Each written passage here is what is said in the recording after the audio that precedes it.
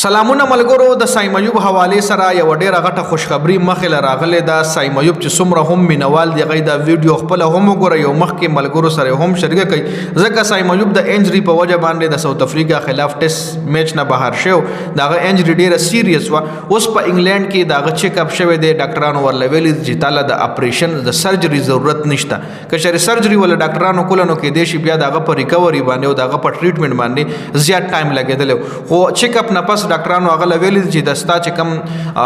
د خپل د لوډ برداشت کول شنو تعالی د سرجری ضرورت نشته فزیوتراپي وکیږي مالش وغیرہ مساج وغیرہ کوشش وکړي چې هغه سره ټیک شي او زر تر زر ریکور شي او ډیر ډاکټرانو مطلب هغه دا سجیشن هم ورکړي میډیا دا خبر هم جاری کړي چې ډاکټرز هغه دا سجیشن ورکړي چې 8 فروری نه پس پته باقاعده خپل پریکټس شروع کې باقاعده منډه تړه به شروع کې 8 فروری نه پس 8 فروری پورې به دغه علاج کیږي هغه نه پس په هلکا پل کا یو ورځ نه ایکسرسایز کوي هغه نه پس په بیا لوډ ورچي بیا منډه وای بیا با سپرینګ سره منډه وای تیزه منډه بوخي مطلب نو په 19 فروری نه با د چیمپیون ټرافي ډومباله میچ شروع کیږي او 8 فروری نه با کچری د کمپلیټ فټ وي نو د باقاعده خپل ایکسرسایز شروع کوي نو 19 فروری پورې به د خپل د چیمپیون ټرافي میچز د پاره ریډي شي وي نو امید ده چې الله یې روغ جوړ کی ځکه ینګ نوجوان کې لاډي د ټیلنٹ پاکستان سکلز ور سره شته نو راتلونکي ټایم کې د پاکستان ریپرزنټیشن په خطر طریقه کول شي نو څومره هم فینس زید پاره یو غټه خوشخبری راغلی